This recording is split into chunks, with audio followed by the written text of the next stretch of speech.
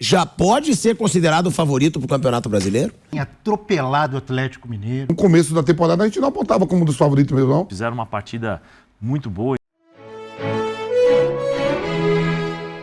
Bom, o Botafogo, tá? Do jeito que está, já pode ser considerado o favorito para o Campeonato Brasileiro? Porque, ó, a gente tá falando de 12 rodadas. Falta muito ainda. Só que o Botafogo agora, ele tá desestabilizando qualquer argumento de qualquer pessoa, como eu disse aqui. Eu falei que não ia ter fôlego pra segurar até o final. Flávio assumiu, Vampeta, Piperno, Zé, todo mundo. Mas não tá cedo. Ninguém achava. 12 rodadas. Mas, não, eu 38. sei que tá cedo ainda. Mas são 8 pontos. 8 pontos, jogando bem. É importante deixar isso claro. O Vamp sempre diz, né, Vamp? O Botafogo tá jogando bem.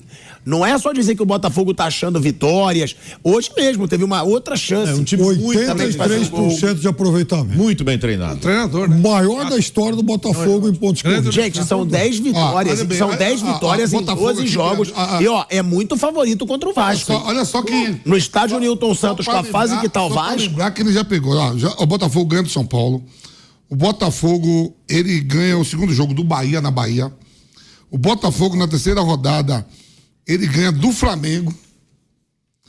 Na quarta rodada, o Botafogo, ele ganha... Cadê aqui? Eu lembro que ele perdeu em Goiás. Atlético Mineiro. Olha o time que o Botafogo já pegou. Né? E aí ele vem numa sequência de vitórias. É o único tropeço do Botafogo tem para... Ele ganha do Corinthians, ele só perde do Goiás. E do Paranaense. O Paranaense ele foi eliminado na Copa do Brasil e perdeu. Ele está abrindo uma vantagem que ele vai se dar o luxo de poder perder alguns jogos. Se ele for jogar no Grêmio, se ele ganhar que é natural, ele ganhar do Vasco, se o Grêmio ganhar na Bahia, ele vai chegar contra o Grêmio com 7 pontos de vantagem. Se ele perder, ele continua com 4 pontos de vantagem. Ganhou do próprio Fluminense, Flávio. Ele ganhou de times que estão ali, tudo em cima na linha de frente da tabela. O único que da linha de frente que ele não pegou ainda foi o Grêmio, que ele vai pegar daqui a 2 rodadas. É o desafio, porque assim... Ele vai lá em cima, pegou o Palmeiras hoje e ganhou.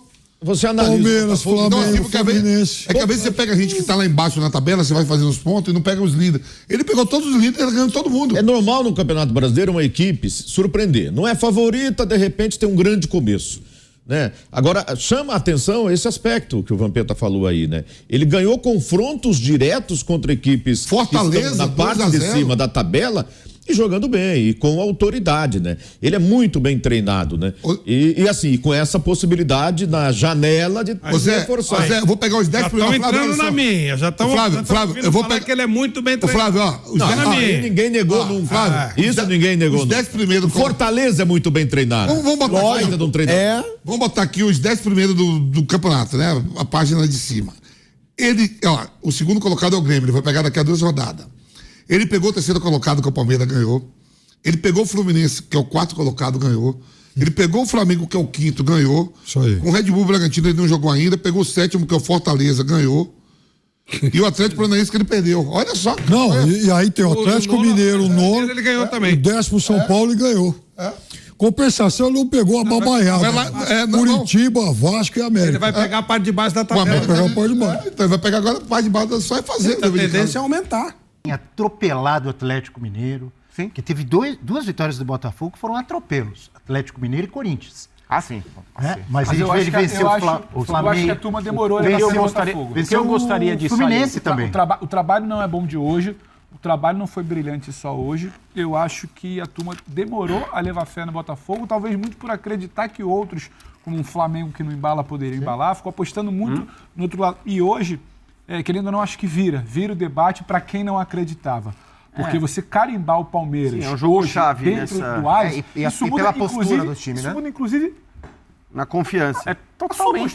Claro, sim, aquilo que você acredita que você é capaz de fazer. O que eu, só para encerrar, o que eu queria salientar é a compostura do Botafogo nesse jogo que tinha vários significados, além de, o Palmeiras vai cortar a vantagem que o Botafogo tem, o empate vai manter todo mundo nos seus lugares, ou o Botafogo vai sair do Allianz Parque com mais pontos do que tinha de vantagem sobre o segundo colocado, que nem é o Palmeiras mais.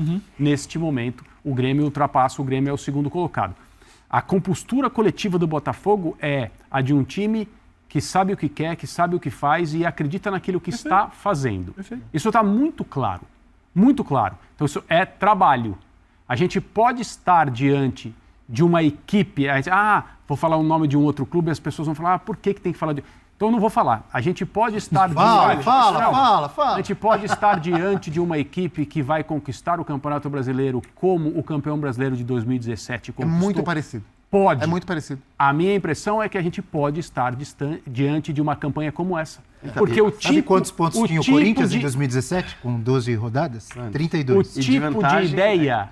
O tipo de ideia é semelhante. Semelhante. Tem muita coisa em comum. Tem uma diferença os adversários. que para mim é básica. Para mim são os adversários. O Corinthians, esse time, disputou o campeonato basicamente contra o Grêmio naquele ano, certo? O Palmeiras chegou a ter, né? No final, mas... Isso. E é bom agora existem mais. Agora existem mais forças. A diferença básica é, o Corinthians era um time que superava os seus adversários de uma maneira semelhante ao que o Botafogo está fazendo, mas era um time que trocava muito mais passes. Sim. O Botafogo trocou 200. O Botafogo não é um time de posse de bola. O Corinthians trocava muito passe. E tem o seu centroavante como craque do time, né? Tem essas referências. Agora, a campanha pode ser semelhante. Sim. A gente estava falando sobre... Você falou, o Botafogo é o segundo time com menos posse de bola no campeonato? Só o Grêmio, eu acho, que tem menos posse. Agora me fugiu o primeiro. 41% era a média... Antes do jogo de hoje, 41% era a média de posse de bola do Botafogo. Então, você não ia exigir mais jogo como o de hoje, né? Exatamente. Claro que o jogo a estratégia tinha que ser essa. Eu ficaria surpreso se o jogo não fosse como foi em termos de roteiro, assim, de propostas. A gente falou, quando a gente estava falando sobre o Flamengo, sobre os recados, né, que essa semana mostraram. E isso vale para vários times. O Red Bull Bragantino deu ótimos recados nos 2 jogos que fez pós-parada. O Botafogo, ele deu recados de muita força, de muita firmeza, porque contra o Cuiabá ele não faz um grande jogo. O Cuiabá foi melhor que o Botafogo na maior parte do tempo, mas o Botafogo vence a partida daquela maneira, assim, o recado dado esse time venceu o jogo. Quando o time é bom, ele não joga o melhor futebol e ganha. E hoje fez um jogo de uma inteligência, de uma intensidade, de uma aplicação, assim, impecável, né? O Botafogo poderia ter agredido um pouco mais o Palmeiras? Talvez, mas não é esse o ponto. Mas ia cair numa armadilha. A estratégia foi muito bem definida, foi muito bem executada, e o Botafogo está se credenciando rodada após rodada, por enquanto, como único postulante. Porque se ele tem 7 pontos de vantagem para o segundo colocado, hoje ele não está brigando pelo título com ninguém. 7 pontos é uma distância considerável. E acho que o Luiz Castro foi inteligente também ao tirar o Tietê no intervalo. O Tietê tinha levado um cartão amarelo, quase tomou um segundo. Fez uma falta que os jogadores do Palmeiras foram em cima do Daronco já perturbando. Dá outro amarelo, merece expulsão e tal. Ele, quando terminou o primeiro tempo, eu pensei comigo, se o Tietê continuar, ele vai... Aí o que acontece no intervalo? Ele tira... E é mais uma prova, desculpa, só para completar, Pedro, da força do elenco do Botafogo. Porque entraram o Segovia, o Danilo, né? E o Botafogo já ganhou outros jogos rodando o elenco. E eu não sei se força é a palavra. Eu acho que é equilíbrio, mais do que força. Porque não é um elenco que você olha e fala, nossa, agora o Luiz Castro, se ele perder um jogador... Eu acho que é um elenco equilibrado, as peças foram escolhidas de maneira muito inteligente. É um elenco, não é um super elenco, mas é um elenco equilibrado, que possibilita o Luiz Castro conseguir mexer sem alterar muito a maneira da equipe jogar. E hoje o Segovia e o Danilo entraram bem demais. Fizeram uma partida muito boa em termos de marcação, em sincronismo de Danilo Barbosa, quando entra também. Danilo Barbosa. É um time que sabe exatamente o que tem que ser feito. E uma das coisas mais interessantes, né? Ontem participando do Sport Center, falando... eu acho que existem algumas coisas que você... como eu falei, você pode colocar o Botafogo no bolo ali de que vai incomodar e vai brigar ali no meio, né? Vai brigar na ponta. Não sei se vai ser campeão não, porque tem muitos jogos pela frente, campeonatos a serem disputados. Mas você vê a confiança, a troca de confiança que existe entre treinador e jogador e a responsabilidade dos jogadores em termos de execução de treinamento no jogo. Né? Aquilo que treinaram, aquilo que foi orientado, eles fizeram praticamente tudo da melhor forma possível. Tanto que o Palmeiras não conseguiu jogar. Eu vi aí, o Palmeiras jogou... Não, o Palmeiras não jogou mal. O Palmeiras, dentro do possível, dentro daquilo que o Botafogo deixou o Palmeiras jogar dentro do campo, né, o Palmeiras criou algumas oportunidades, tanto que teve um pênalti, teve algumas jogadas pelos lados do campo, porque o Botafogo estava bem fechado no meio ali e tal. E é um Botafogo maduro, né, um Botafogo consciente daquilo que tem que ser feito em campo. Mas não dá para apontar, Bruno, ainda não. O Botafogo é o grande favorito. Não, o Botafogo é um dos favoritos. Você tem o Galo, que pode crescer agora na mão do Felipão em termos Grêmio, de performance. Flamengo. O Grêmio tem um time bom, time bom, um time que chato. O Flamengo. Eu acho que ainda nós temos alguns bons... O próprio Atlético Paranaense, que é um time complicado. O problema é que o Atlético Paranaense deve perder o Vitor Roque. Né? Não, mas imagina, se a gente tivesse terminado aqui a 12ª rodada, né, Pedro? 12ª, né? Isso, 12ª. Com o Palmeiras com 7 pontos de vantagem, a gente já estaria falando pintou o campeão. Eu acho que sim. E por que a gente não tem essa... Bom, claro que são equipes diferentes, né? É meio óbvia a resposta, mas vocês ainda não têm essa confiança no Botafogo? Eu, desde a primeira rodada, eu tenho. Tem? Tenho. Por que eu não teria? Então entrega a taça. Não, você está querendo entregar a taça, está querendo que eu faça isso. Tá colocando. Você pega a sua taça e Você acabou de falar. Tá jogando não, aí, ó. Se desde a primeira rodada você tinha essa confiança, você sabe que agora que tem 7 de vantagem... Não, o que eu acho é o seguinte, por que colocariam o Palmeiras como campeão? Porque o Palmeiras, quando se coloca 7 pontos à frente de alguém, é uma equipe que tem um lastro. Sim. O Botafogo, a gente está começando a entender como ela vai se comportar com 7 pontos agora. O Botafogo nunca teve 7 pontos de vantagem no passado recente ou com esse grupo. Então, não dá para a gente tirar... A gente pode achar que o Botafogo pode vir a ter uma segurança de sustentar 7, às vezes 4, 3, 2, às vezes 8. Pode ter, mas a gente não tem essa... 7 é bastante coisa, né? É bastante coisa, mas também é uma coisa do tipo assim, você pega um confronto direto, daqui a pouco cai para 4, aí no jogo seguinte você não ganha, o outro ganha e cai para 2, a gente não sabe. Como pode sair de 7 para 10 também numa próxima rodada...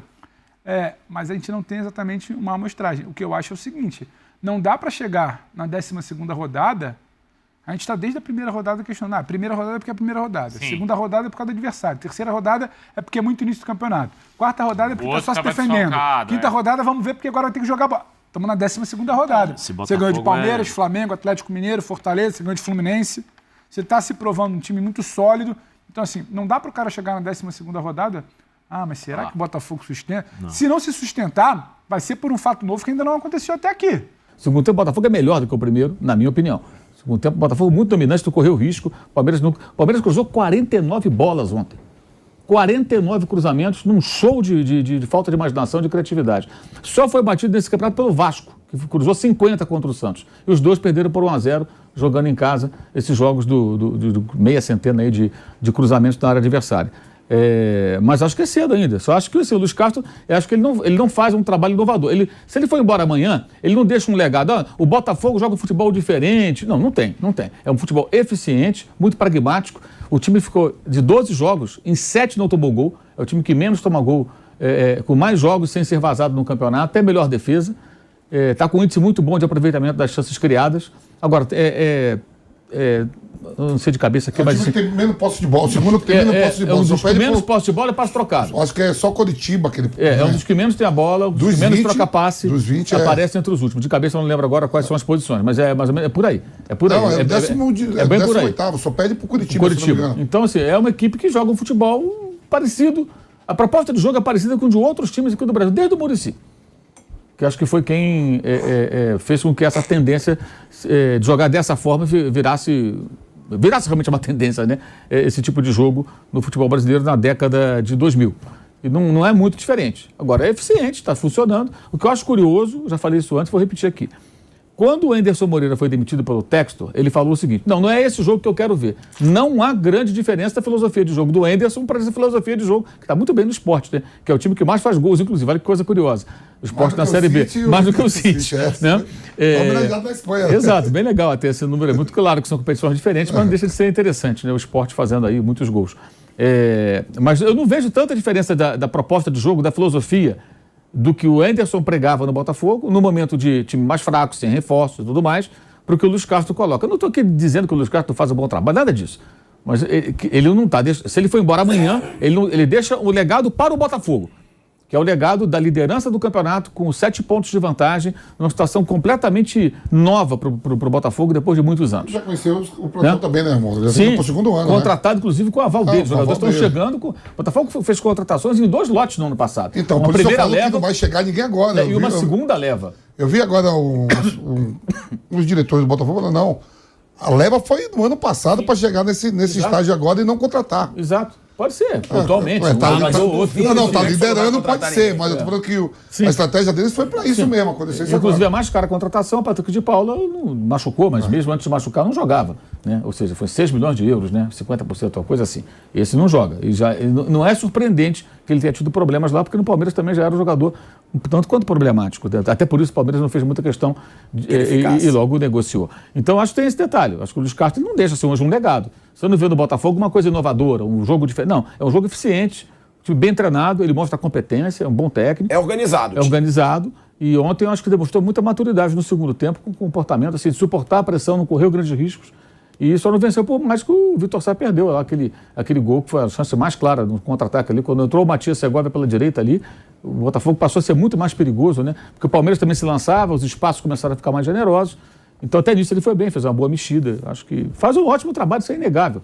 Ninguém lidera o campeonato com essa folga para o segundo colocado. O Tietchan já com cartão. O Tietchan já com cartão amarelo poderia ter sido expulso no primeiro tempo. Ele troca 2 caras no intervalo. É muito incomum isso no futebol brasileiro. Ele está ganhando fora de casa de um grande rival. Mas o Tietchan não foi. Você vai lá e troca 2.